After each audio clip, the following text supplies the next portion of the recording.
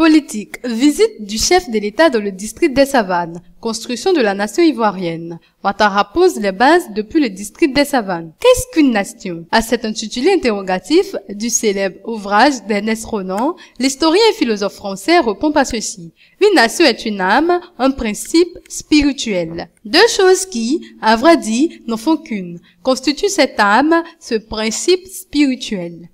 L'une est dans le passé, l'autre dans le présent. L'une est la possession en commun d'un riche legs de souvenirs, l'autre est le consentement actuel, le désir de vivre ensemble, la volonté de continuer à faire valoir l'héritage qu'on a reçu indivis. En d'autres termes, la nation est un sentiment d'appartenance à une communauté de destin que le passé et le présent contribuent à forger et à consolider. Mais, pour donner une chance à ce noble sentiment de prospérer, il faut nécessairement se défaire des contingences partisane et tribale. Car, comme le souligne Ernest Renan, l'homme n'est esclave ni de sa race, ni de sa langue, ni de sa religion. L'éminent penseur français continue en rappelant que c'est une grande agrégation d'hommes, sains d'esprit et chauds de cœur qui crée une conscience morale qui s'appelle nation. C'est à l'émergence de cette conscience morale que le chef de l'État, Alassane Ouattara, a appelé depuis le district des Savanes de tous ses vœux. En demandant à ses compatriotes à se considérer avant tout ivoiriens et de reléguer au second plan leurs origines, le président de la République ne cherche pas, comme tentent de faire croire certains, à effacer un quelconque complexe identitaire, mais à leur faire comprendre qu'il est temps pour eux de sortir de leur ghetto tribal pour construire ensemble cette unité nationale tant rêvée par le président Félix Houphouët-Boigny. Le père de la Côte d'Ivoire moderne en avait tracé les signaux. Malheureusement, depuis sa disparition le 7 décembre 1993, le pays a perdu les acquis en la matière. La dernière décennie de feu qu'ont traversé les Ivoiriens a mis gravement à mal le petit sentiment d'appartenance nationale insufflé dans le cœur dès les premières heures de l'indépendance. Avant 1990, il était difficile dans nos villes, voire dans nos quartiers, de savoir qui était Baoulé, Bété, Malinké, Sonfo, Gouro, Dida, Mossi, Yoruba, etc. Même si chacun savait qui était qui, personne n'en faisait une préoccupation majeure. Tout le monde avait conscience d'une seule chose. Nous étions fils d'un même pays qui s'appelle la Côte d'Ivoire que nous aimons tous.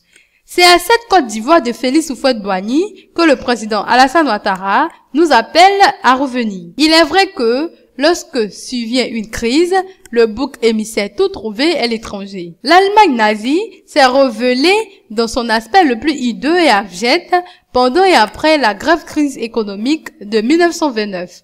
Hitler a existé à cause des conséquences dramatiques du jeudi noir de Wall Street qui, après avoir profondément ébranlé l'économie américaine, a détruit en général celle de l'Europe et particulièrement l'industrie allemande. Une situation de chaos qui a exacerbé l'antisémitisme qui était déjà latent dans la société allemande. En Côte d'Ivoire, la conjoncture économique des années 80 et la crise du même type des années 90 ont préparé les excès xénophobes et les crispations tribales que la Côte d'Ivoire a connues à la fin des années 90 et au début des années 2000. Certains politiciens, par opportunisme, comme dans l'Allemagne nazie, au lieu de chercher à apporter de véritables solutions aux problèmes des populations, ont préféré susciter un nationalisme de mauvaise alloi dans le cœur de la jeunesse et une partie de la population. Cette politique de courte vue a eu pour conséquence de ramener la Côte d'Ivoire au Moyen-Âge.